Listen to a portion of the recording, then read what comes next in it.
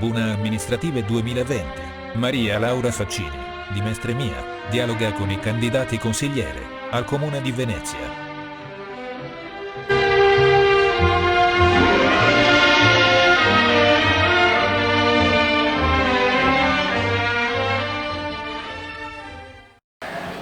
Cari amici, buonasera, ben ritrovati a questo ultimo appuntamento con Mestre Mia. Io sono Maria Laura Faccini di Mestre Mia e siamo qui come sempre in questa bellissima location dei fratelli Massimo e Alessandro Trevisan, Abitare 3, in Corso del Popolo 95, e che ci è stata messa a disposizione in queste 3 settimane di incontri con i candidati sindaco e con i candidati consiglieri comunali. E ricordo come sempre che siamo in diretta streaming e il video intero si potrà vedere domani su YouTube collegandosi a Tribuna Amministrative 2020 e poi anche nella pagina del gruppo di Mestre Mia. Ringrazio come sempre Andrea Sperandio, Sabrina Scarpa, Francesco Brunello, che sono sempre qui per questa grande organizzazione. Dicevo che questa sera si conclude la serie di incontri di confronti a 2 tra i candidati consiglieri di posizioni opposte.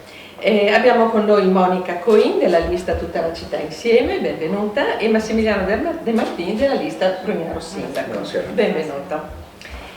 E come al solito racconterò qualcosa dei nostri ospiti perché magari non sono conosciuti sufficientemente, quindi cominciamo con la signora. Vive a Mestre, dove è nata nel 1969, ha frequentato il liceo Stefanini e nel 2000 ha conseguito la laurea in giurisprudenza a Padova. Appassionata di equitazione, ama molto i gatti e i cani e partecipa alle campagne divulgative contro la caccia, il randagismo e lo sfruttamento e maltrattamento degli animali. Dal 2008 lavora presso l'Ispettorato Territoriale del Lavoro di Venezia e ricopre il ruolo di ispettore del lavoro per la verifica delle regolarità dei rapporti di lavoro nelle aziende. Non ha mai ricoperto cariche politiche, ma si è candidata al Parlamento nel 2008 con la lista di Potere al Popolo. È iscritta all'ANPI ed è molto attenta alla cultura storica della Resistenza e dei valori costituzionali. È delegata sindacale CGIL e coordinatore regionale per l'Ispettorato del Lavoro per le funzioni centrali della CGIL. È attivista nel Comitato No Grandi Navi ed è iscritta all'Associazione Ambiente Venezia, per la quale ha operato molto in questi anni ed è anche portavoce del Comitato Ex Umberto I. Massimiliano De Martini, classe 1964, nato a Venezia, residente a Mestre con la sua famiglia. È geometra libero professionista dal 1990, ha arricchito la sua formazione con vari corsi di specializzazione attinenti alla professione ed è laureando in ingegneria civile. Ha ricoperto i ruoli di presidente e tesoriere nel consiglio direttivo del Collegio dei Geometri della provincia di Venezia. Ha la passione per lo sport in generale, ha praticato calcio, mountain bike, sci, ha il brevetto di paracadutista, complimenti, e attualmente pratica la scherma nella disciplina della spada. Nel 2015 è stato eletto in Consiglio Comunale a Venezia ed è stato nominato assessore all'urbanistica, all'ambiente, all'edilizia privata, edilizia convenzionata e città sostenibile. Bene, quindi adesso i nostri amici che ci seguono vi conoscono un po' meglio. Allora, noi abbiamo, naturalmente voi sapete, abbiamo fatto le domande, dato che noi parliamo di Mestre soprattutto, anzi solamente Mestre e terraferma, abbiamo anche sollecitato i cittadini a farci e porci delle domande. E questa è una domanda, anzi un'osservazione che ci è stata posta e che io ho già posto ad altri vostri colleghi. E è stata intitolata Città occultata. Mestre è una città occultata, nei treni si arriva a Venezia Mestre, in tutta la rete stradale e autostradale Mestre non esiste, ogni freccia, ogni cartello, ogni scritta sull'asfalto indica Venezia. La biblioteca di Marghera è chiamata Biblioteca di Marghera, la biblioteca di Favaro è chiamata Biblioteca di Favaro, quella di Mestre è chiamata Vez. Su Google Maps Mestre non esiste. Cosa pensate di questo? Come vi rapportate rispetto a questa osservazione che fa questo cittadino? Cominciamo con la signora. Mestre è stata occultata quando è nato, diciamo, il polo industriale di Porto Marghera, diciamo, no? Era un comune, sappiamo benissimo la storia, con un decreto fascista del 26 perde l'autonomia e diventa comune di Venezia. E nei libri di geografia, ricordo negli anni 70, il Centro Studi Storici fece anche addirittura una piccola battaglia perché c'era scritto che Mestre era il dormitorio di Porto Marghera, come se fosse una new town nata negli anni 70. In realtà Mestre ha origini molto antiche, è una città stratificata che ha passato varie epoche come le vere città, e ha una dignità storica che purtroppo veramente, insieme alla violenza urbanistica che è stata fatta dopo gli anni 50, ha avuto anche una violenza appunto culturale, nel senso che è stata negata la storia della città. Mestre è stata vista come un appendice di Venezia, una specie di Venezia di serie B, dove B voleva dire brutto, visto che sono stati costruiti in maniera scriteriata dei palazzi senza tenere conto del contesto urbanistico, ha perso molta della sua fisionomia, della sua bellissima fisionomia, cioè se uno va a vedere le foto di Mestre antica, le ville, dice questa è una meraviglia, dov'è? È d'accordo su quanto dice il nostro... Sono perfettamente d'accordo, certo. E penso che la rinascita di Mestre sia soprattutto e prima di tutto una rinascita della sua dignità storica. Grazie. Perché la dignità storica di Mestre, i luoghi, diciamo, i segni che sono rimasti dalla sua storia devono essere valorizzati sicuramente, e questo porterà Mestre ad andare avanti anche dal punto di vista economico e sociale. Io sono convinta che il treno giusto per Mestre sia proprio valorizzare i segni storici, la piazza Grazie. Ferretto, la piazza Barche. Ma poi ne parliamo. Bene. Okay. Prego, Assessore. Non so cosa intendesse dire occultata e non so nemmeno come si possa affermare violentata. È una città che aveva una sua identità, una sua città che forse il segno era stato già declinato un decennio prima dal Regio Governo in quel paese, nel nostro paese, che non era ancora quello che è stato menzionato prima, dove si è dato sviluppo al polo industriale più grande d'Italia, una scelta governativa in quel periodo del 1917. È chiaro che, prendendo come spunto una crescita di un polo industriale nel 1917, quasi agli sgoccioli per un momento molto nevralgico ancora della Prima Guerra Mondiale, probabilmente finito un periodo bellico si doveva pensare a qualcosa di più stabile.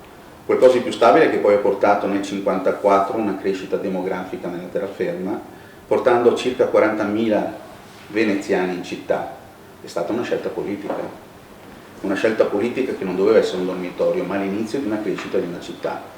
Probabilmente sì, senza pianificazione urbanistica, sì, senza tener conto della velocità dell'economia non solo di questa città, ma dell'intero paese, sistema Italia nel periodo post-bellico, e quindi nella fretta di dare delle case asciutte a 40.000 persone che abitavano a Venezia senza il bagno in casa, che forse ancora la macchina non era ancora un elemento di trasporto in capo a tutte le famiglie ma solo ad alcune. Basta vedere in molte aree della nostra città la dimensione di quei garage, di quegli spazi tra la facciata del fabbricato e l'immissione nella pubblica viabilità. Probabilmente non si è tenuto conto, pensando e programmando quel presente, che ci sarebbe stato un altro futuro.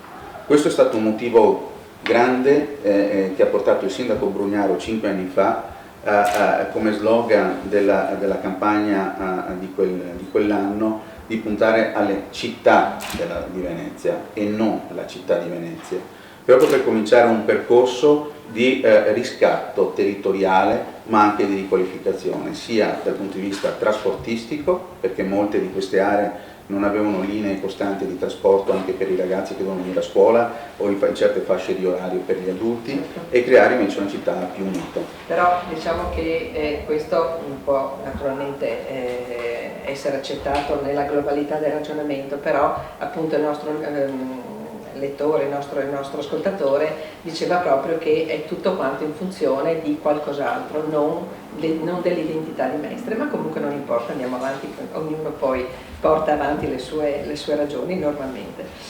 Un altro argomento di cui abbiamo parlato molto è, e lo chiedo anche a voi, qual è la vostra posizione circa il ruolo delle municipalità e che cosa ne pensate della figura del prosindaco per Mestre, che con varie declinazioni vari candidati sindaco hanno proposto.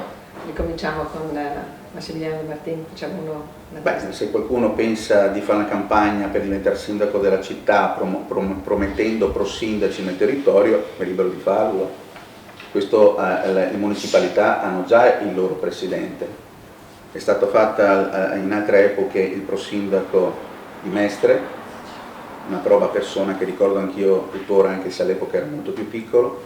Questo sindaco ha voluto invece, per una questione di dare uno spazio diverso, un rilancio anche delle isole, mettere il sindaco del Lido, proprio per un riscatto di quel territorio dove è stato per tantissimi anni abbandonato, e si pensa solo al discorso di non parlare sempre di attività di un'unica attività economica come quella che può essere del turismo, ma l'attività balneare, che è un rilancio anche per quello della città.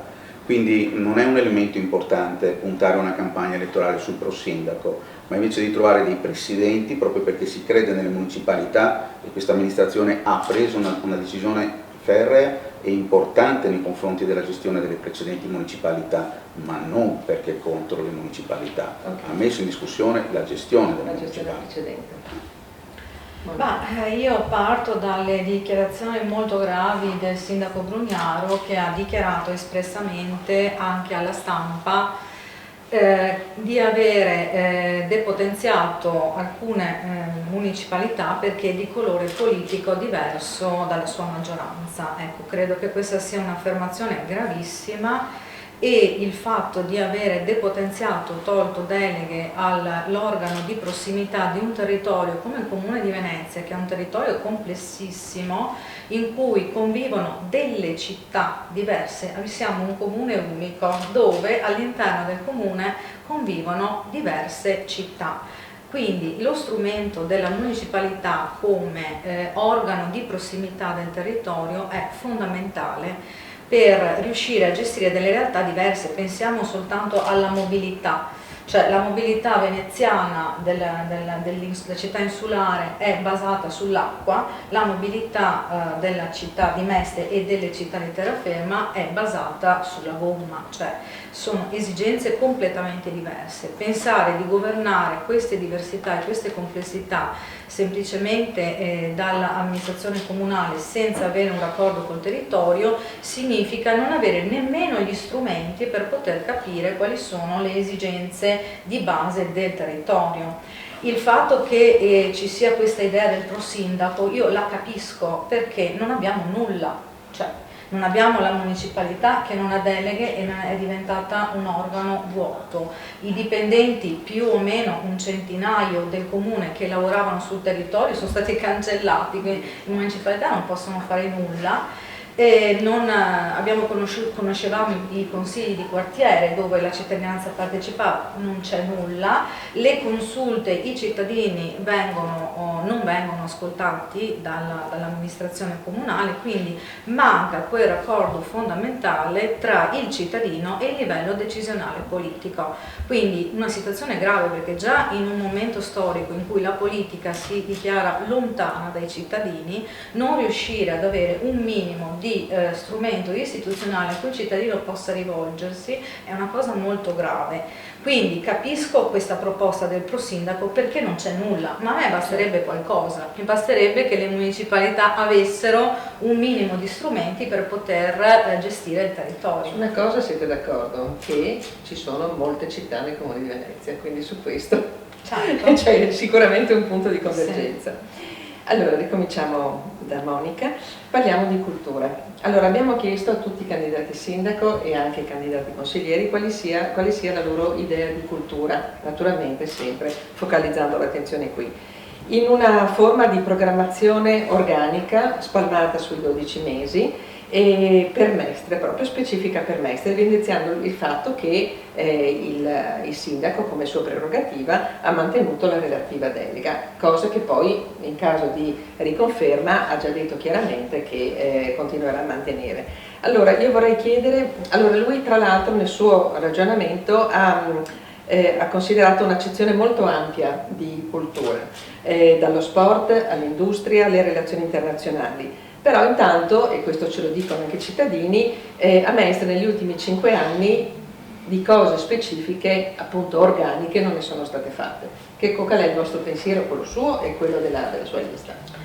Allora, anche qui bisogna rimarcare che il sindaco Brugnaro legittimamente, perché lo può fare, ha avuto l'idea di incamerare nella sua funzione anche la cultura, ma in una città come Venezia e ribadire che nella prossima diciamo, eventuale sua riconferma questo sarà una funzione inglobata in quella di sindaco, in una città come Venezia, che è una capitale culturale del mondo. Non è possibile gestire la cultura e fare contemporaneamente il sindaco. La cultura ha bisogno di essere curata 24 ore su 24 in una città, in un comune come quello di Venezia e Mestre. Dal punto di vista della gestione che abbiamo visto in questa amministrazione, ma anche diciamo, degli intenti del sindaco Brugnaro, vediamo una idea di cultura che è quella del grande evento, della grande mostra e questo va benissimo. Però i musei, per esempio, i musei civici, faccio per dire, hanno dichiarato di rimanere chiusi fino a che non arriveranno i turisti. La cultura non può essere, diciamo, soltanto trascinata dal turismo e dall'economia. La cultura deve essere coltivata. Per una città come Mestre, ad esempio, bisognerebbe sicuramente avere più contatto con le associazioni culturali, anche minori. Un teatro della Murata, io me lo ricordo, era un'attività culturale minore ma molto attiva e rappresentativa per i cittadini. Se noi puntiamo solo al Toniolo, che va benissimo, se noi puntiamo solo al grande evento, alla fine non facciamo cultura, perché la cultura è un rapporto anche dei cittadini con le attività culturali. Bene, una signora Berrettini? Sì, il termine cultura piace sempre a qualcuno per elevarsi rispetto alle altre tematiche, no? Io sono un uomo di cultura, una donna di cultura. E poi penso che la cultura spesse volte sia anche l'espressione del proprio ego, più uno si misura con se stesso, più vuole dimostrare di sapere. E penso che la proposta anche di questa campagna elettorale, che spesso volentieri molti parlano del consiglio o del sindaco uscente, ma poi sono molto frivoli nel proporre la loro cultura, perdono tempo dedicando attenzione agli altri invece di dare i loro programmi. L'aspetto culturale del sindaco invece è una novità di cultura, perché in un'attività di cultura oggi noi stiamo promuovendo e cercando di tutelare tutto ciò che è stato. Invece il sindaco, forse in questa sua apparente semplicità, come spesso e volentieri viene percepita, sta mandando un messaggio che la cultura è molto più ampia. Va tutelata e rispettata quella passata, non si può vivere del passato e basta, bisogna favorire e proporre anche il futuro attraverso il presente.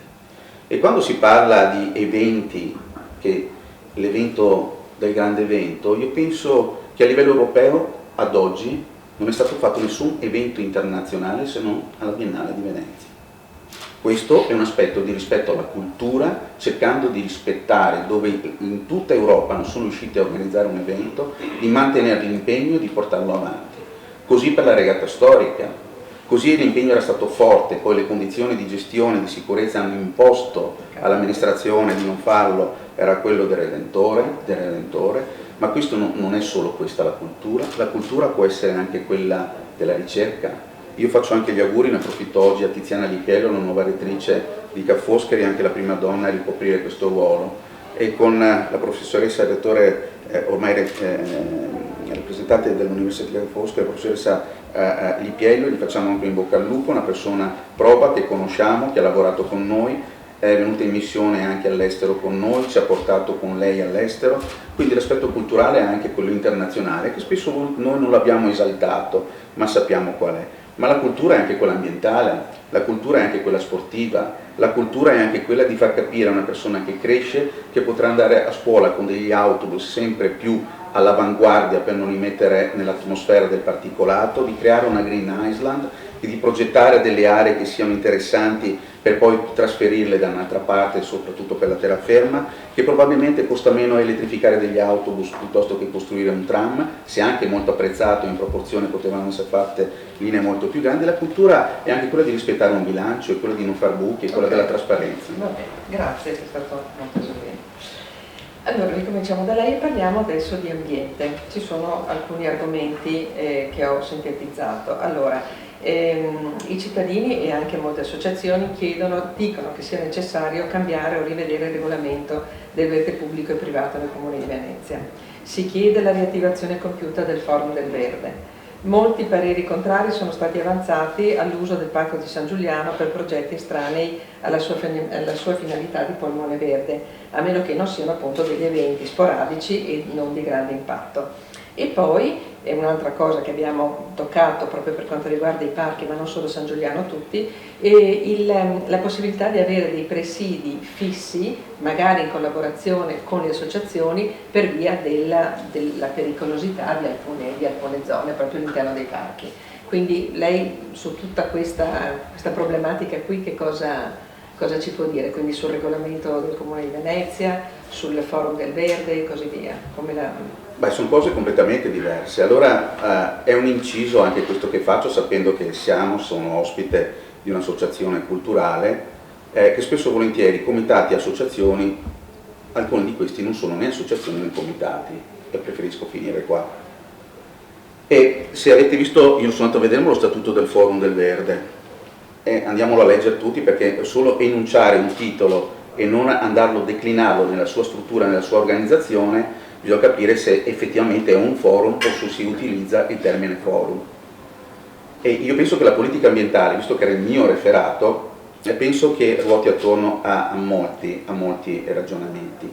Innanzitutto la due diligence che non esisteva quando ci siamo insediati del verde. Una due diligence vuol dire che abbiamo catalogato parco, giardino, bosco di Mestre, aree come quelle di San Giuliano, piuttosto che altri di una certa dimensione, e abbiamo fatto proprio una catalogazione di tutto quello che era in quel momento per programmare una programmazione, ma soprattutto per andarlo anche a vagliare dal punto di vista della sicurezza.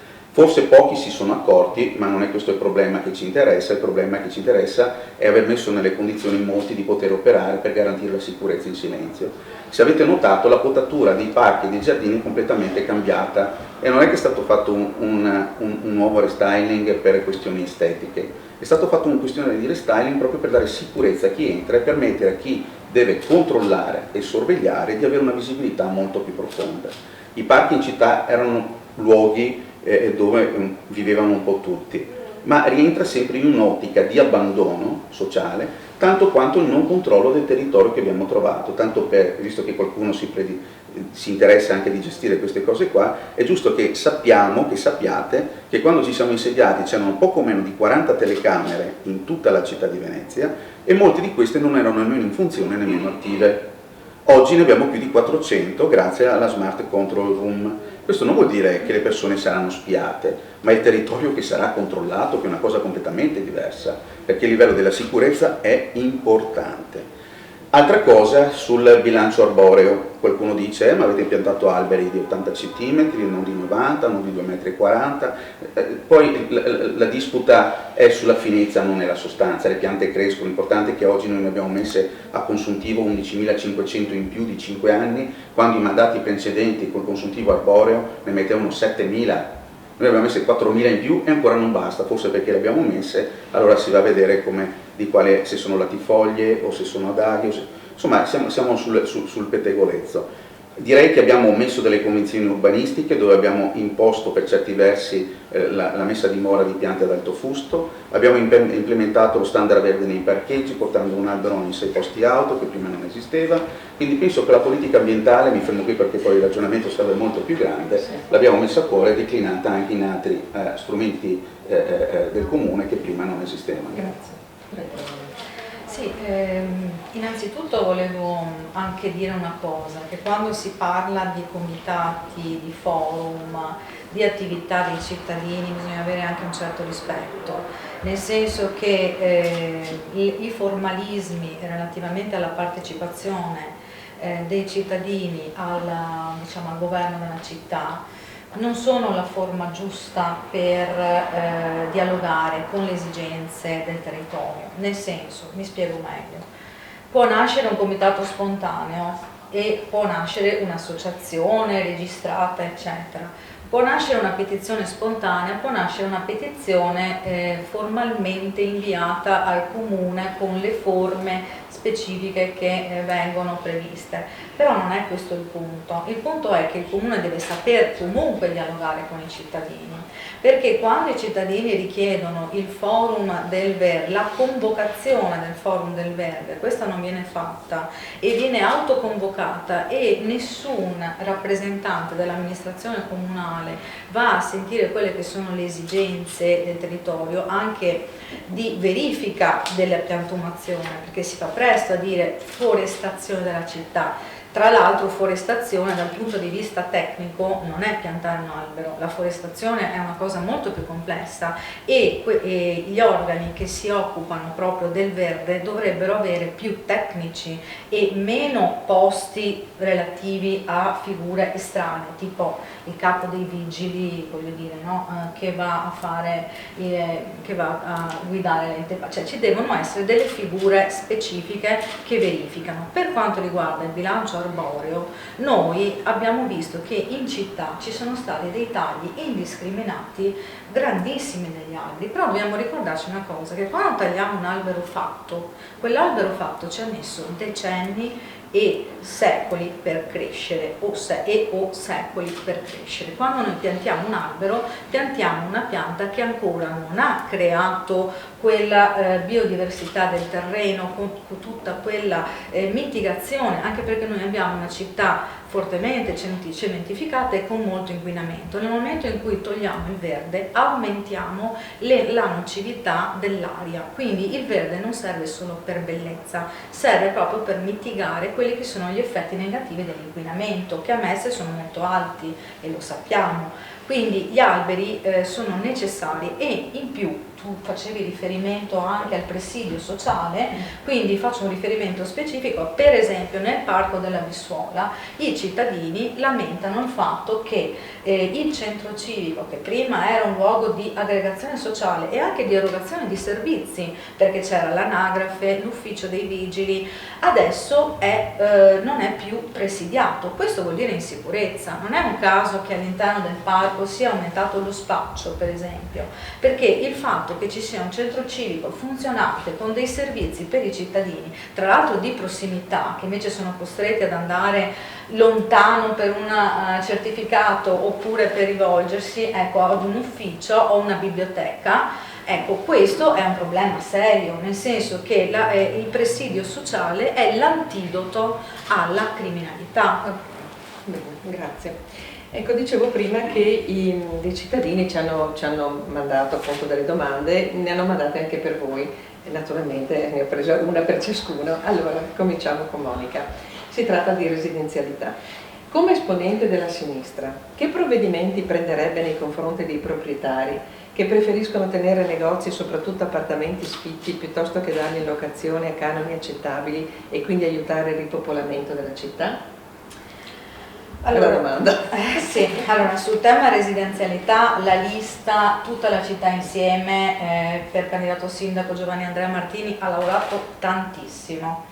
Abbiamo fatto addirittura delle indagini, questo riguarda anche molto Venezia ma anche Mestre, per capire, perché i dati non sono molto trasparenti, qual è il patrimonio pubblico disponibile per una residenzialità anche per le persone che non possono permettersi i prezzi di mercato per abitare. Anche questa è una cosa molto importante.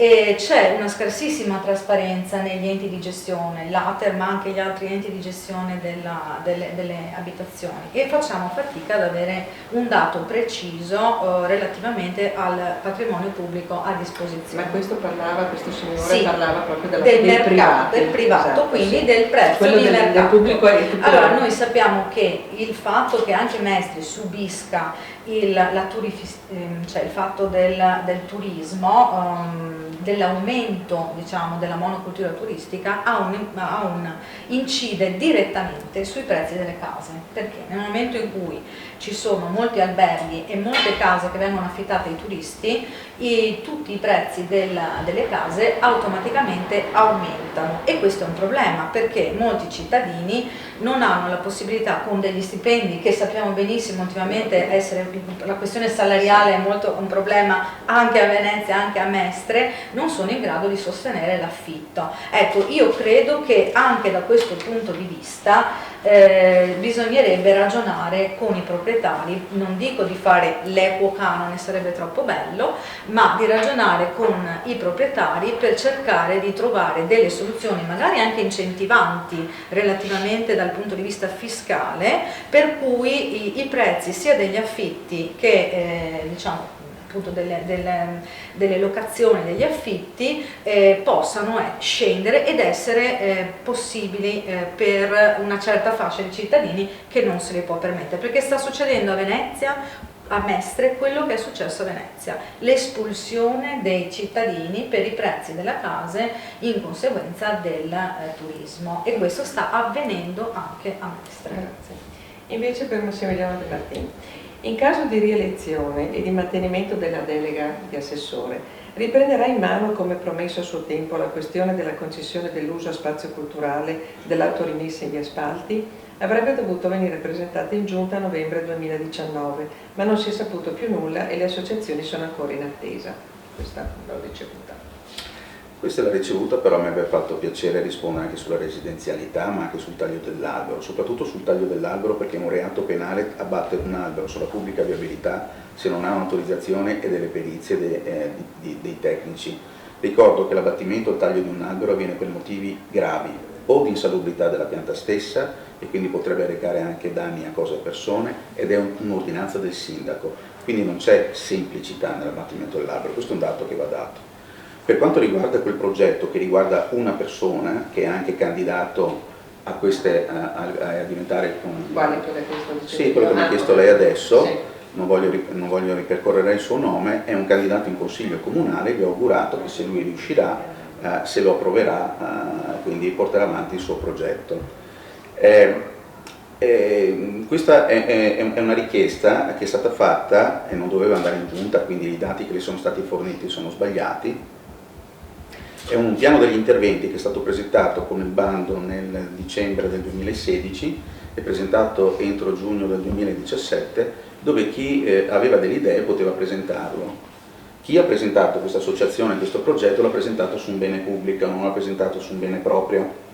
Un bene pubblico funzionale in quel momento e tutt'oggi funzionale all'amministrazione. La volontà non è quella di andare contro a chi propone, come in questo caso l'associazione, un evento culturale anche animato da persone di idea diversa apparentemente di questa amministrazione, è che o vota attorno a quell'immobile o non si vuole nulla. Allora prevale il progetto o prevale fare quel progetto solo in quel posto? Se si capisce che su quel posto era un bene strumentale funzionale dell'amministrazione e oggi è ancora un bene funzionale dell'amministrazione, probabilmente l'attenzione va portata sul progetto. Alternative ce ne possono essere, ma devo dire che anche in questo caso non avevamo trovato, non siamo riusciti a farlo, ma è uno di quegli obiettivi, invece di mettere a disposizione i beni pubblici, che ricordo sono beni pubblici e non per qualcuno ma per tutti, e la norma prevede che deve essere fatta un'evidenza pubblica, cioè di fronte a quell'immobile tutti possono concorrere con progetti e con profili per poterlo acquisire, quindi non direttamente a un'entità. Quindi certo che l'abbiamo fatto, abbiamo svegliato le anime col piano degli interventi, ne sono arrivate 588 proposte, visto che non parliamo con la gente, probabilmente non parliamo con alcune persone, ma noi abbiamo circa 600 telefonate al giorno di cittadini che contribuiscono alla bellezza della città, si rafferma che è il centro storico Le Isole, e grazie a queste 600 telefonate quotidiane, che noi non vediamo come il limite di questa attività, ma la gente ha capito che è libera di parlare con l'amministrazione senza avere a volte delle strutture in mezzo, che forse non sono sempre solo delle strutture di riferimento. Io non ho mai risposto alle sue interrotte e mai controbattuto alle sue. Mi scusi, era una battuta. io non faccio battute. Va bene. Allora, dunque, per quanto riguarda il commercio invece, sappiamo che il commercio a Mestre è in grande sofferenza. Quali proposte presentano le vostre rispettive liste a proposito dell'impellente necessità di rivitalizzare il commercio di Mestre, e non solo a Mestre naturalmente, ma di tutte le città di cui parlavamo prima? Il problema dipende veramente e unicamente dal fatto che nella cintura di Mestre ci sono così tanti centri commerciali, o c'è qualcosa di più profondo che bisognerebbe appunto indagare e cercare di risolvere? E poi qui si inserisce naturalmente la recente presentazione del progetto della famiglia Cannella per l'area ex Umberto I, quindi che potrebbe funzionare da volano per tutta l'economia della città. Quindi come la vedete voi appunto della sua lista e poi della sua lista per quanto riguarda la rivitalizzazione del commercio? Beh, queste sono scelte che sono state prese fine anni 70, primi anni 80, di portare la grande distribuzione, e all'epoca la grande distribuzione veniva sviluppando delle aree, che fosse la zona del Teraglio piuttosto quella del Panorama, chiamiamola così, a Marghera, e è iniziata un'area di sviluppo che soprattutto nel Teraglio si sta portando a compimento oggi fine degli anni 80, 40 anni per portare a compimento quelle aree. È chiaro che quando si prende un atteggiamento di questo tipo, di portare la grande distribuzione, che sia alimentare piuttosto di altri beni, si costringe i residenti, visto che non c'erano nemmeno molti mezzi di trasporto, ad andare con la macchina. E questo cosa succede? Che spesso e volentieri diventava la passeggiata, diventava l'occasione anche per fare acquisti, certo che sì, ma con il tempo poi questo tipo di decisioni hanno portato proprio a un depauperamento dei negozi del centro abitato. E questo adesso bisogna fare marcia indietro. Come fai marcia indietro avendo costruito tutta l'area del Teraglio? Se ci sono dei maghi che fanno affermazione con semplicità, vorrei anch'io mettermi vicino a questo mago e dire: spiegami come si fa. Perché se ci sono voluti 40 anni per generare quel tipo di commercio, e vi ringrazio anche dove siamo ospiti qui che mantengono comunque un'attività nel centro della città, sapendo anche tutte le fatiche di questo particolare momento, bisogna chiedere a chi è rimasto di fare una politica con noi, perché queste realtà che vivono, si mantengono con tutte le fatiche, sono quelle che dicono si può fare. Questa amministrazione non ha pianificato cose nuove, e l'area che lei diceva prima, quella della lì nell'Umberto I, quella è l'ultima area disponibile di quella superficie nel centro della città, non ce ne sono più, è l'ultima, non ce ne sono altre. Quindi vuol dire che va a compimento con l'acquisizione di quell'area da parte di una proprietà che ha anche una distribuzione alimentare, va a compimento un progetto dell'ultima area disponibile commerciale di 2500 quadri al centro di Mestre, che non abbiamo sicuramente pianificato noi. Noi diciamo grazie a chi ha comperato, perché anche qui, se poi ci dovremmo parlare un attimino dell'area dell'Umberto I, dell'ex area dell'Umberto I, ci sono da fare di distinguo, mettere parecchi puntini su lei, non uno, parecchi puntini su lei. Quindi è chiaro che bisogna rivitalizzarlo, bisogna creare una struttura con la Camera di Commercio, come con le associazioni di categoria, con chi è rimasto nella città, e cercare di veicolarlo. Noi abbiamo modificato la viabilità del centro della città, sappiamo che può andare a discapito probabilmente per l'utilizzo un po' maggiore dei mezzi propri per avvicinarsi ai negozi, ma guardate che il commercio ci ha segnalato, non solo a voi, ma segnalava a noi, che si mette il pagamento del ticket anche dalle ore 13 alle ore 15, nemmeno i ristoranti al centro somministravano più alimenti perché costava più il parcheggio che andare a consumare il pranzo.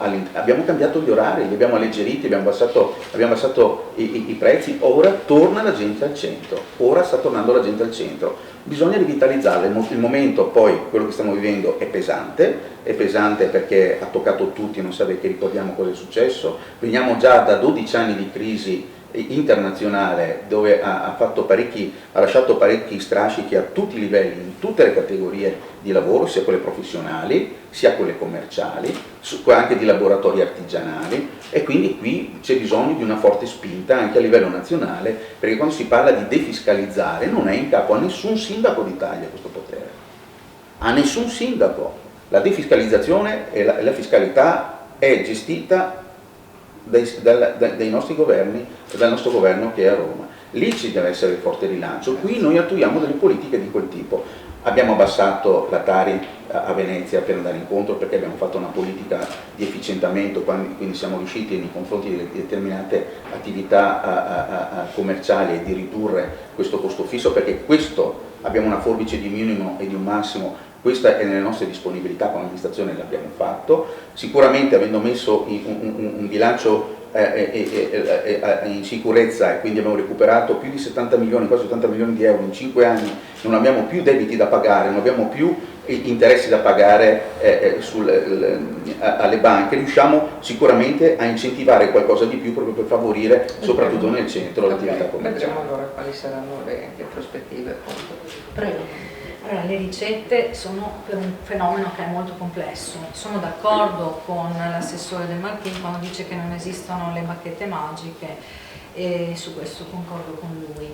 Sicuramente la nostra lista comunque dichiara espressamente una moratoria per quanto riguarda i centri commerciali. I centri commerciali ovviamente, l'apertura di un centro commerciale non dipende dall'ente comunale ma dalla regione, però anche il comune ha la possibilità di dire la sua, e per quanto riguarda la futura amministrazione la nostra lista, il nostro candidato, la nostra gestione propone proprio una moratoria riguardo ai centri commerciali, perché non c'è dubbio che i centri commerciali abbiano contribuito a desertificare il centro della città, e Piazza Ferretto, i negozi eccetera ne hanno risentito moltissimo. Il fatto delle politiche commerciali ovviamente richiede anche una concertazione con gli operatori, cosa che non ritengo possibile in una giunta che non ha l'assessorato al commercio da anni. Cioè, l'assessorato al commercio servirebbe proprio a questo, a cercare di fare una concertazione anche con gli operatori commerciali per capire quali sono le esigenze e le necessità. Non basta diciamo, fare il Mestre Shopping District mettendo il cartello, perché il cartello che indica un Mestre Shopping District indica un deserto dei negozi, quindi perfino una persona che viene da fuori, che non conosce la città, si vede il cartello, ma il cartello non fa il negozio, segue il cartello e trova le serrande abbassate, quindi è una cosa anche imbarazzante, voglio dire. Probabilmente non è che questa politica sia diciamo, di per sé la causa, però sicuramente non è mettendo il cartello. Bisognerebbe fare dei centri, dei distretti commerciali di territorio e ripensare un attimino anche a cercare di risolvere il problema. Sicuramente il fatto di rivitalizzare la città con attività culturali, come dicevamo prima, presidi sociali, uffici pubblici, materialmente le persone che frequentano la città aiuta anche dal punto di vista commerciale, e gli stessi negozi di vicinato e non quelli commerciali. Io sinceramente, questa è una mia opinione personale, non è che voglio farla entrare nella campagna elettorale, io preferisco il negozio di Mestre più che il centro commerciale. Ma il centro commerciale non è mai piaciuto. Sono d'accordo con lei. Ecco, bene, perché il centro commerciale è un non luogo, diciamo, mentre la città, io penso che non ci sia gara fra diciamo, un percorso pedonale con dei bei negozi piuttosto che un centro commerciale arido. Quindi se si riuscisse a rivitalizzare questo sarebbe un bel, diciamo, un bel risultato. Per esempio l'M9, intrecciando il discorso cultura e commercio, è stata un'operazione da questo punto di vista sbagliata, miope, perché l'M9 è nato come comitato scientifico dopo che il consiglio di amministrazione aveva pianificato, diciamo, il bilancio facendosi trainare da possibili future attività commerciali. Ecco, non si fa così, deve essere il contrario. Cioè un museo come l'M9 con delle grandissime opportunità doveva essere ben radicato nel territorio ed eventualmente, una volta che funzionava come proposta culturale, avrebbe sicuramente trascinato le persone, gli eventi. Adesso abbiamo degli spazi vuoti, bui, terribili, che devono essere riempiti, ma se non c'è l'attività commerciale riempiamoli comunque di altre cose, facciamo un convegno, facciamo un dibattito pubblico e rivitalizziamo quell'area. Vedrete che arriveranno studenti, arriveranno persone e i negozi potranno avere un attimo di respiro. Grazie. Per quanto riguarda l'Umberto I, Sì, dal sì. punto di vista commerciale, perché qua Sì, c'è sì, certo. un mondo, e allora anche lì credo che senza voler entrare in polemiche necessariamente, per avere anche uno spirito costruttivo, anche l'investitore sta sbagliando secondo me in questo momento. Perché? Una operazione di questo tipo dal punto di vista dell'investimento, come viene fatto in altre città diciamo di altri paesi, d'Italia ma anche in altri paesi, deve avere un incontro con gli operatori che dovranno operare. Non si può dire qui ci mettiamo un centro commerciale senza avere una misura del contesto della piazza Ferretto e della situazione veramente del commercio. Se noi ragioniamo in questo modo non necessariamente favoriamo l'investimento privato. Ricordiamoci che il buco, il famoso buco, non è stato creato, sì, ci sono stati dei gravissimi errori delle amministrazioni anche precedenti, con me, guardi, sfonda una porta aperta, però il buco, il famoso buco, non è stato creato dal pubblico, è stato creato dal privato, dal fallimento del mercato. Quindi noi non possiamo sempre basare il successo economico e l'equilibrio economico della città solo sull'investimento privato, perché l'investimento privato è volatile, specialmente in questo periodo di finanziarizzazione. Vediamo i centri commerciali che si cannibalizzano tra di loro. Nel momento in cui si apre un centro commerciale succede che i lavoratori vengono licenziati dall'altra parte e quindi non è lavoro in più, non è soldi in più, perché il circuito economico è sempre quello. Quindi non parliamo di queste cose come se fossero una decisione singola del centro della città, però dobbiamo considerare tutto il contesto.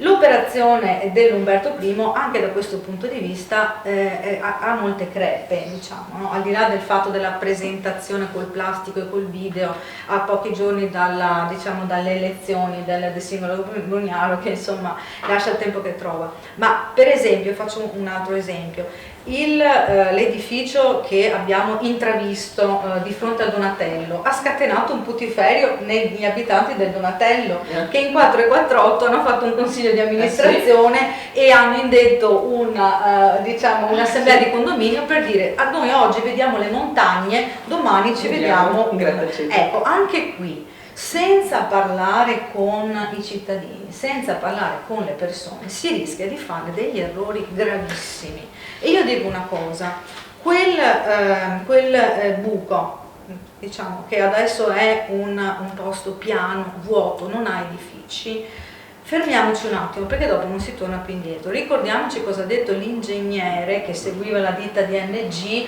con il vecchio progetto Lombardi, che aveva le 3 torri, eccetera, eccetera. Ha detto: se noi avessimo realizzato quel progetto avremmo rovinato la città, l'ha detto l'ingegnere. Non è successo, perché c'è stato il discorso della crisi immobiliare, però ricordiamoci che una volta che noi, la cultura del fare, può essere il fare un grande errore, non è soltanto la cultura del fare, perché dopo non si torna indietro. Quindi ci vuole, secondo lei, la collaborazione preventiva con i cittadini e soprattutto con gli operatori commerciali. Esattamente. Beh, bisognerà, vediamo come se questo verrà messo in atto. Ricominciamo, ormai ci stiamo avvicinando, abbiamo ancora 7-8 minuti, parliamo e si scende dal fattore commerciale, quindi dal depauperamento sotto questo punto di vista, alla sicurezza, il problema della sicurezza e del degrado. I cittadini chiedono maggiore controllo del territorio, maggiori interventi, nonostante siano state fatte molte cose, quindi come diceva lei prima, più di 400 telecamere in tutta la superficie di Mestre, della città, ecco, e sono stati assunti molti nuovi agenti della polizia locale e così via. Però noi abbiamo, tra l'altro stamattina su uno dei quotidiani c'era la notizia che è stato trovato una persona straniera con, mi pare, 100 ovuli di eroina gialla, quindi quella per cui noi siamo anche molto famosi per le morti, ed è stato trovato qui perché la destinazione era proprio Mestre. Come come possiamo, adesso lo chiedo a lei perché è giunta uscente e poi lo chiedo a lei come proposta, cosa si può fare di più per tenere da una parte sotto controllo ma dall'altra parte anche agire di prevenzione su questo aspetto? Ma intanto questo potrebbe diventare anche questo tema una misura se un sindaco ha fatto bene o se ha fatto male. Allora, io penso che il sindaco e la giunta, ma anche il consiglio, quando ha messo a disposizione nella capienza del bilancio le somme per poter investire e rafforzare il corpo della polizia locale della città di Venezia, sia stato fatto proprio quello di un intento di dare maggior sicurezza nel territorio e non solo di presidiare con 3 elementi della polizia locale l'attraversamento pedonale piuttosto che altri ambiti meno importanti. Quindi metterli in strada, mettere persone capaci, hanno dovuto superare dei test attitudinali e non solo, quindi capacità, polizia locale molto giovane, non riferita tanto ad attività amministrative d'ufficio ma operative di strada, con varie funzioni. E questa è una cosa, quindi dare una struttura di un certo tipo al corpo della polizia locale. La seconda, invece, che va chiarita è che questo genera delle aspettative, quindi adesso ci pensano i vigili urbani e la polizia locale, come li vogliamo chiamare oggi. Io ho detto così, forse in modo involontario, però credo ancora nel vigile urbano di Gianni Rodari, no? Quando dice che è più paziente di quel vigile urbano. Passa da essere un uomo che accompagna, che è presente, che sta vicino, che dà una sicurezza di un certo tipo, invece ad assolvere ruoli dove ci sono altri sistemi, altre organizzazioni dello Stato. La polizia locale non può sostituirsi, può collaborare con dei protocolli di interforze, ognuno per le proprie capacità e per la propria preparazione, ed è un qualcosa in più che abbiamo messo, non qualcosa, è molto di quello che abbiamo messo. Sicuramente aver messo una rete di controllo proprio con telecamere nella città, aver inaugurato la Smart Control Room, che non è che cade ora, no? Noi eravamo preparati per andare alle elezioni ad aprile-maggio. Se fossimo andati ad aprile-maggio, fossimo stati eletti, avremmo trovato tutte queste cose lo stesso in questo periodo. Perché comunque è il lavoro di una grande semina, di un grande lavoro fatto nei mesi e negli anni precedenti, quindi cadono ora perché cadono ora, non è che si asfalta una strada di chilometri perché è stato deciso di farlo in 4 giorni, c'è tutta una procedura di appalti, di progettazione, di messa a disposizione che dura mesi queste cose qui, no? Quindi questo sicuramente è una cosa molto importante.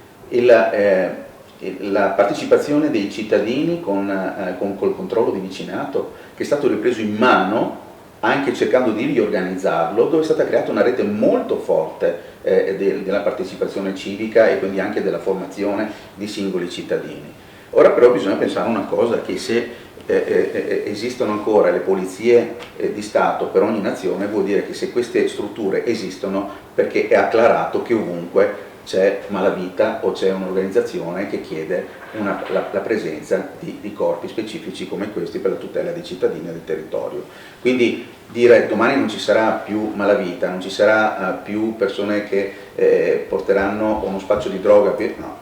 2 anni fa l'abbiamo visto in stazione cosa vuol dire un'attività di controllo, un'attività di interforze e cosa ha portato. Il Covid ci ha fatto capire che se non si è per strada comunque qualcuno gira per la strada.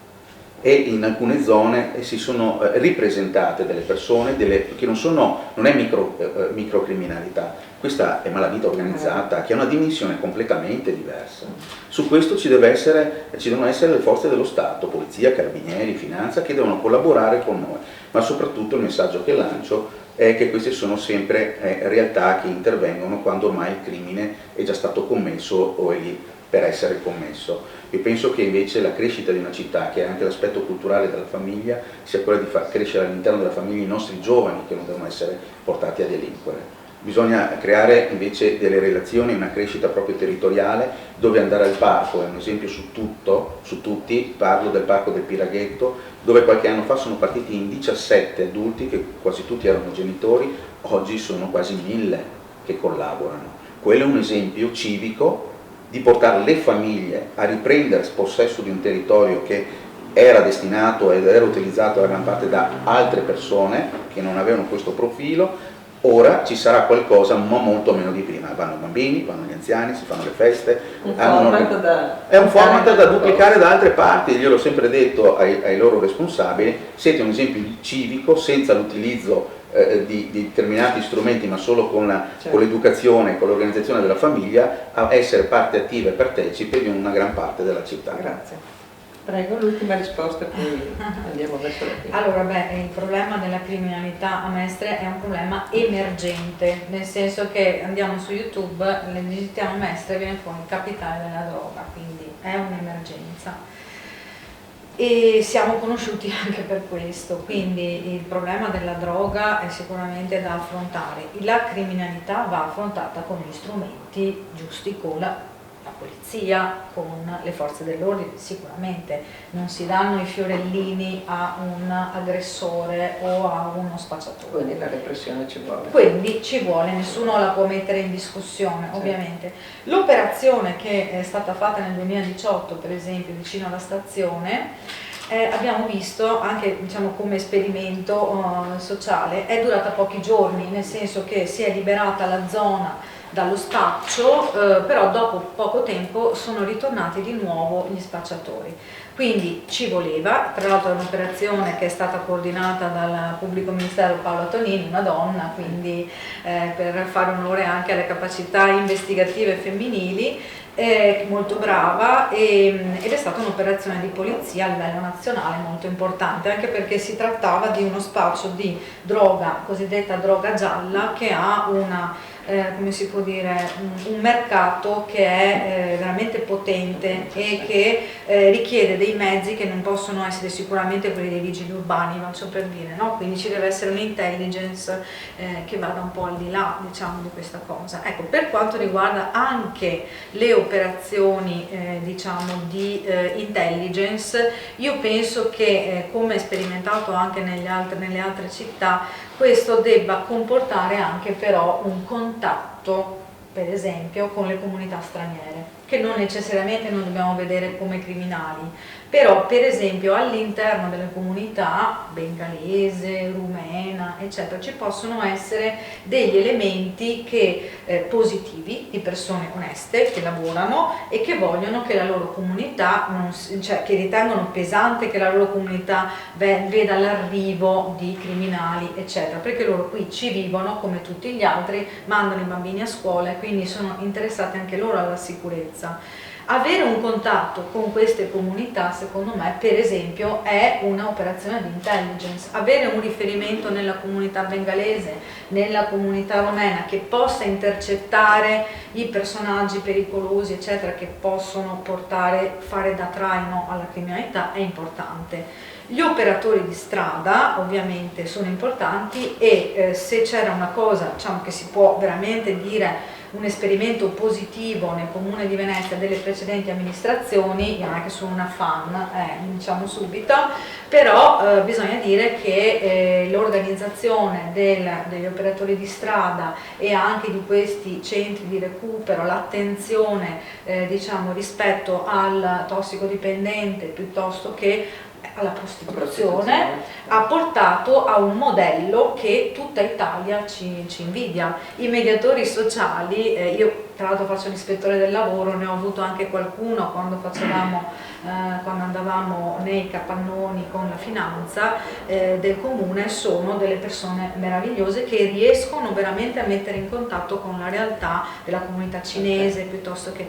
Quindi ci sono vari strumenti. Io penso che però il fatto di aumentare solamente le forze dell'ordine non sia una ricetta che possa funzionare, anche come proporzione, nel senso abbiamo 2800 dipendenti nel comune, solo 800 sono diciamo vigili, ecco, c'è una sproporzione su questo, dovrebbero essere assunte più persone che vadano anche dall'altro lato della medaglia, perché bisogna recuperare anche gli stessi tossicodipendenti, perché anche loro sono delle persone umane, nel senso che stanno vivendo il dramma dell'eroina. Poi tra l'altro l'eroina gialla è pericolosa di per sé.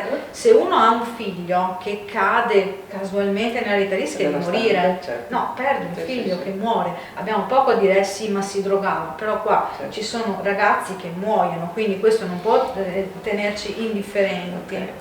Grazie. Bene, allora stiamo terminando. Come ho chiesto anche a tutti gli altri vostri colleghi, le prime cose da affrontare, diciamo, se venisse rieletta la lista Brugnaro sindaco, e magari, ecco, mi rivolgo direttamente a lei, se dovesse diventare di nuovo, restare ad essere assessore, quali sarebbero le prime cose che lei affronterebbe? E la stessa cosa poi lo chiedo a Monica con la sua lista. Quelle più urgenti, diciamo, quelle che vorrebbe...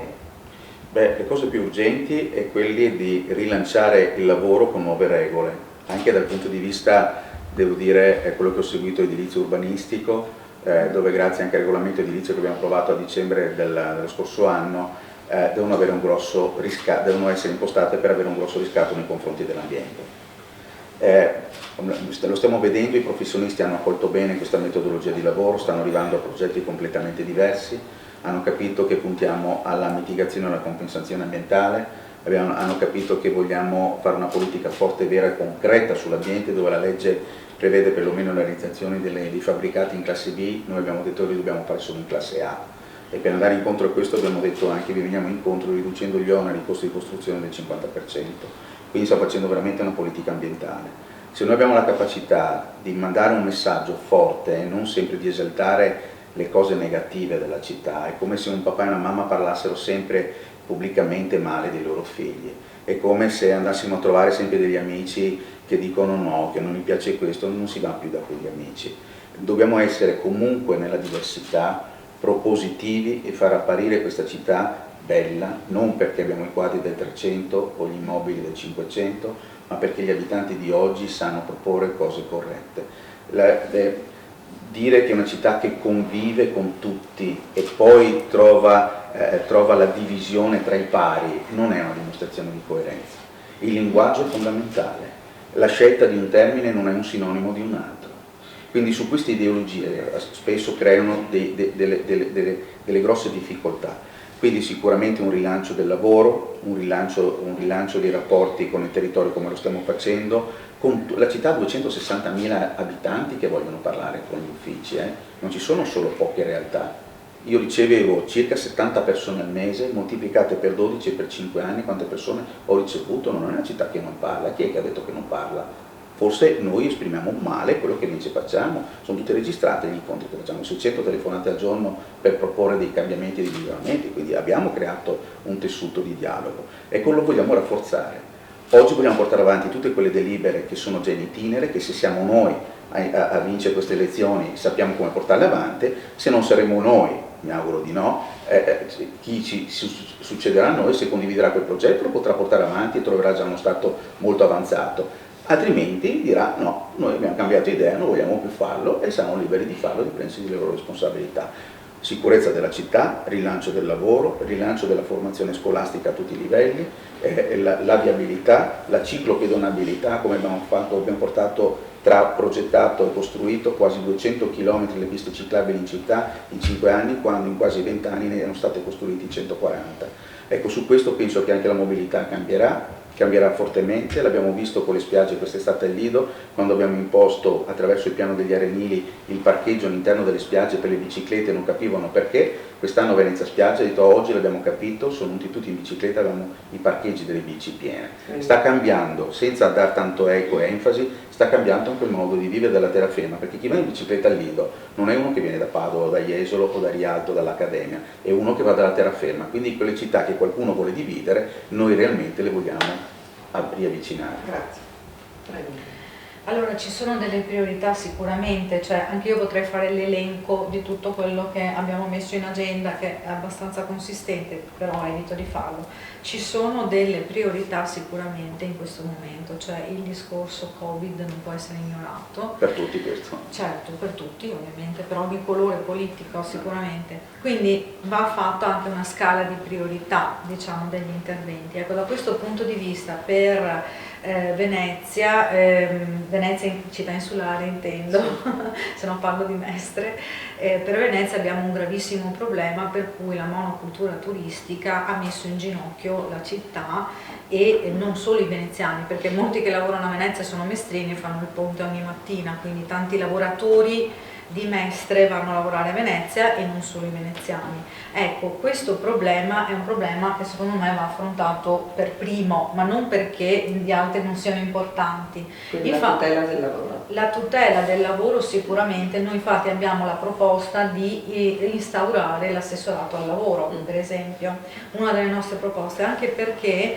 la regia dell'amministrazione comunale ha la possibilità di calmierare, perché il ruolo pubblico quando c'è una crisi è proprio quello, nel senso che la precarietà anche dei lavori che comporta la monocultura turistica, cioè lavori instabili, precari, con stipendi, diciamo, con un problema salariale importante e con adesso disoccupazione galoppante, che diventerà una bomba ad orologeria sicuramente, deve essere affrontato anche dal pubblico, anzi di solito è il pubblico che entra quando ci sono le crisi economiche in cui il mercato non sa reagire. Quindi le scelte che può fare un'amministrazione comunale sono innanzitutto evitare le esternalizzazioni che contribuiscono alla precarietà del mercato quando tu sei la pubblica amministrazione, quindi i lavoratori degli enti pubblici, i musei per esempio, gli asili, gli appalti al ribasso, questi non devono più esistere, bisogna assumere i ragazzi e dargli un lavoro, perché sennò i ragazzi vanno via. Tra l'altro se aumentano gli affitti delle case, Mestre e Venezia vedrà proprio uno spopolamento totale, quindi il pubblico deve intervenire da questo punto di vista sicuramente proponendo dei posti di lavoro più stabili. E poi c'è la questione Porto Marghera, per esempio Porto Marghera è l'altra diciamo, piatto della bilancia relativamente alla monocultura turistica. Se adesso la bilancia è tutta pesata sul turismo, Marghera, avendo la possibilità di avere dei progetti per la riconversione industriale, per la sostenibilità, per delle nuove tecnologie che possano portare all'affrontare la crisi climatica, perché la crisi climatica non è un'invenzione degli ambientalisti, è già qui, l'abbiamo vista a novembre con l'acqua granda. Ecco, dobbiamo proporre, diciamo, dei modelli di lavoro di qualità, di livello, li potrebbero andare a lavorare degli ingegneri, eccetera, anche lavori più stabili rispetto a quelli del turismo, e quindi si andrebbe a equilibrare un po' la bilancia che, tutta sbilanciata verso il turismo, rischia o con l'acqua alta o con un Covid di mettere in ginocchio veramente la nostra città. Quindi la priorità è quella. Non dico tutto il resto perché sennò porterei troppo tempo, però la prima, tu mi hai chiesto la prima, certo, e io ho detto la prima. Bene. Allora, adesso come tutti vi chiedo di guardare la telecamera e chiedere il voto per voi e per la vostra lista alle persone che si stanno seguendo. Prego, se vediamo un attimo. È sempre difficile parlare di se stessi, è sempre facile parlare degli altri. Ho accettato la ricandidatura con Luigi Brugnaro sindaco perché in questi 5 anni mi ha fatto sentire responsabile di un percorso importante in un momento molto difficile, in una città dove ormai il livello di rassegnazione era elevato anche dal punto di vista degli investimenti, quindi non era più attrattivo per nessuno per venire a fare, appunto, portare le proprie risorse economiche qui e creare una città più bella. Invece abbiamo iniziato un percorso importante e i risultati ci dicono che siamo sulla strada giusta. È stata un'esperienza bellissima, ho avuto la possibilità di incontrare tantissime persone, di imparare e conoscere meglio la mia città, di andare a fondo alle tematiche e per conoscere effettivamente quali sono i veri problemi. Mi sono innamorato di questa esperienza. Mi sono innamorato della possibilità di coniugare lo sviluppo di una città soprattutto con la parte ambientale. E devo dire che da questo punto di vista il sindaco Brugnaro, riproponendosi, dà una continuità di un progetto iniziato 5 anni fa, e speriamo che siano i primi 5, e dove deve trovare compimento nei prossimi. Abbiamo già creato situazioni per cui saremo già operativi, per cui tutto quello che avete visto fino ad oggi lo andremo ad aumentare con le risorse, ma soprattutto con un cambio ideologico che si può fare senza far debito. Perché facendo con debito si lasciano i debiti ai figli. Fare senza far debito, viviamo lo stesso, con gli stessi servizi, la stessa qualità, ma senza avere il pensiero che domani qualcuno pagherà scelte che non hanno preso, ma abbiamo preso noi per loro. Grazie. Allora, io chiedo il voto, come Monica Coin anche, ovviamente chiedo il voto innanzitutto per Giovanni Andrea Martini, che secondo me è diciamo il nostro candidato che veramente merita di avere la fiducia dei cittadini. Poi però lo chiedo anche come Monica Coin, come consigliera comunale, perché all'interno del consiglio comunale ho intenzione di far fare pace ai cittadini con l'amministrazione comunale, cercare di intercettare tutte quelle che sono le istanze che vengono dai comitati, dalle associazioni, anche perché forse la giunta Brugnaro, se avesse veramente dei rapporti concreti con la cittadinanza, scoprirebbe che i cittadini riescono a dare degli ottimi suggerimenti, le associazioni eccetera. Quindi le questioni ambientali innanzitutto, la questione delle grandi navi che devono andare fuori dalla laguna, questa è una priorità assoluta, e ovviamente io sono qui per garantire che non vengano fatti dei progetti di cui la città si potrebbe pentire, e cercare un'alternativa che possa diciamo, sia creare lavoro ma sia salvare l'equilibrio morfologico della laguna. Per Mestre la stessa cosa, anche la città di Mestre è viva. Io ricordo una frase dell'assessore De Martini, ma potrebbe anche essere Brugnaro, non cambia nulla, in cui si dice che la gente ha anche voglia di essere diciamo, guidata da un uomo solo e non da fare tanti discorsi. Diciamo. Ecco, non è così. Quindi io credo che bisogna far pace ai cittadini e con il livello di gestione politica, e io mi impegnerò per questo e anche per Mestre, per la rinascita di Mestre, che deve rivivere dal punto di vista culturale, commerciale e sociale. Questa è la priorità diciamo, che io richiedo diciamo, nel voto dei cittadini. Grazie, è stato anche questa sera molto interessante questa nostra conversazione. Io vi ringrazio perché so che avete poi tra l'altro molti altri impegni e siete stati molto esaurienti entrambi, pur avendo delle opinioni diverse certamente e promossi, e io sono un insegnante molto cattivo, non è vero? Quindi veramente vi ringrazio, naturalmente auguro in bocca al lupo a tutti e due, perché noi ci siamo mantenuti sempre neutri nei confronti di tutti, non abbiamo detto mai una parola in più, perché questa è la nostra funzione. Quindi vi ringrazio molto e alla prossima allora. Prego. Grazie a voi. Grazie. Prego. Allora io adesso vi lascerei e chiederei ad Andrea Sperandio di raggiungermi, e così ci accomiatiamo dai nostri... Ciao. Ecco, ciao Andrea. Allora? Guarda, fai un appello. Non so, è una sorpresa, perché Saluta, io non salutiamo, dato che l'ultimo Bene, allora sono contentissimo di questa esperienza che ci ha visto, diciamo, non impreparati, ma insomma per noi era la prima volta. E io personalmente da te, ma da tutte le persone che abbiamo invitato, ho imparato moltissimo, ho imparato a conoscere meglio questa città e vedere i problemi diciamo a 360 gradi. Domani avremo l'ultima giornata dura, perché ci saranno tantissimi candidati consiglieri, sono 50 per l'esattezza, che saranno da noi per fare l'appello al voto dalle ore 16, quindi invito tutti domani a collegarsi con il gruppo Mestre Mia per vedere e per ascoltare, diciamo, gli appelli di questi 50 consiglieri comunali e delle municipalità. Ringrazio naturalmente Maria Laura, perché lavorare con te, con Francesco, con la Lucia Cavasin, con la Sabrina e con Alberto Rusconi è stata un'esperienza bellissima, mi avete insegnato tante cose e niente, noi andremo avanti con le nostre attività culturali da dopodomani, a meno che non vi sia un ballottaggio che ci vedrà comunque di nuovo presenti con qualche dibattito fra i due candidati sindaco.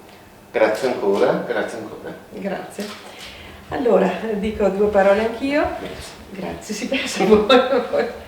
Allora, come abbiamo detto, terminiamo oggi questo lungo ciclo di incontri.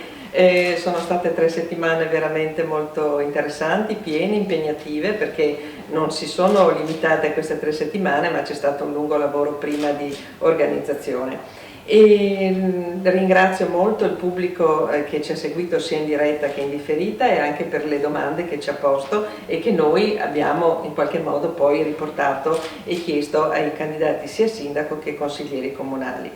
Abbiamo cercato di fornire un servizio inedito, perché nessuno l'ha fatto in questi termini, perché altre realtà televisive e così via hanno magari ospitato molte persone, molti candidati, e anche per queste persone c'è stato veramente poco tempo per esprimersi in modo compiuto e per presentare le proprie idee per la città.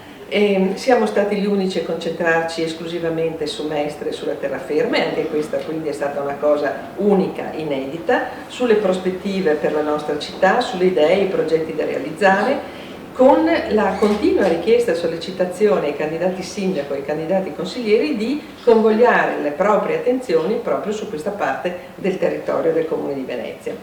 Ora non ci resta che un'ultima cosa, cioè l'appello di andare a votare.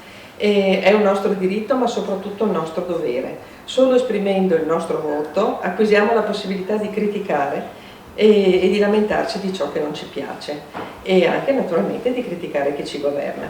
Non restiamo quindi passivi nell'attesa che qualcosa ci venga regalato, per Mestre, naturalmente anche per Venezia, e perché Mestre ha bisogno di ognuno di noi. Noi con la nostra associazione facciamo di tutto per poter diciamo, acquisire e far acquisire ai mestrini la mestrinità, la nostra identità, e dobbiamo lavorare per un futuro nostro e per le prossime generazioni. Dobbiamo pensare a una città che sia sana, verde, sicura, in cui i giovani possano crearsi una famiglia, possano trovare lavoro e possano anche trovare un luogo di passatempo senza dover andare nei comuni limitrofi, come purtroppo accade oggi. Dobbiamo avere uno scatto di orgoglio per risollevarci, naturalmente, e soprattutto in questo periodo lavorare insieme. Noi lo diciamo sempre, lavorare insieme per il bene comune, senza pregiudizi ideologici o interessi personali. Quindi il voto è fondamentale, e teniamo presente che un voto non dato è un voto regalato ad altri, che magari non ci piacciono. Mestre è la nostra città, difendiamola dall'indifferenza e lavoriamo tutti insieme per fare una città proiettata nel futuro. Questa è, diciamo, l'ultima raccomandazione che noi ci siamo sentiti di dare, perché ci abbiamo lavorato tanto e vogliamo appunto dare anche un segnale in più. E ora devo ringraziare di cuore Alessandro e Massimo Trevisan e le loro mogli, naturalmente, che sono stati veramente preziosi, ma non solo per queste 3 settimane, ma anche per tutta la città. Quindi io vi devo dire veramente grazie, perché voi siete stati quelli che hanno veramente collaborato per il bene di questa città. Quindi noi, non solo mettendoci a disposizione questo accogliente salotto, anzi molti salotti, perché li abbiamo anche composti in modo diverso, ma anche per la vostra professionalità. Abitare 3 ormai è diventato un punto, un must per i mestrini, e quindi state sicuri che non sarà l'ultima volta che verremo a bussare alla vostra porta. Ringrazio naturalmente la nostra grande squadra, Andrea Sperandio, Francesco Brunello, Sabrina Scarpa, Lucia Cavasin, Alberto Rusconi, e che hanno tutti, e Roberta Basselli naturalmente, tutti insieme appassionatamente direi, e come diceva Andrea, domani a partire dalle 16, dalle ore 16, avremo la maratona. Non ci sarà Ventana, ci saremo sempre noi, e poi vi disferete finalmente di noi. Abbiamo suddiviso i gruppi di 50, e forse saranno 52, vedremo, candidati consiglieri non solo comunali ma anche alla municipalità, e questo è stato, anche questa è una cosa inedita, perché noi sappiamo che con migliaia di candidati che ci sono, molto pochi hanno avuto in questi giorni la possibilità di farsi vedere, di farsi conoscere, e quindi noi abbiamo avuto veramente in un brevissimo lasso di tempo tantissime richieste di partecipare, e anche questo per noi è un motivo di orgoglio, perché siamo gli unici ad aver fatto una cosa del genere. Quindi domani a partire dalle 16 ognuno di loro avrà 3 minuti a disposizione, e sono tanti 3 minuti, sappiate che uno può raccontare la propria vita in 3 minuti, e quindi si avvicenderanno. La lista con queste persone è già stata messa da qualche giorno nel nostro gruppo, quindi si potranno anche vedere i nominativi e anche l'orario di partecipazione. Bene, adesso non mi resta altro, io vi ringrazio ancora, ci rivedremo comunque domani ed eventualmente, come diceva Andrea, se ci sarà il ballottaggio ci rivedremo qui e busseremo ancora alla porta di Massimo e Alessandro Trevisani. Grazie e buonanotte a tutti.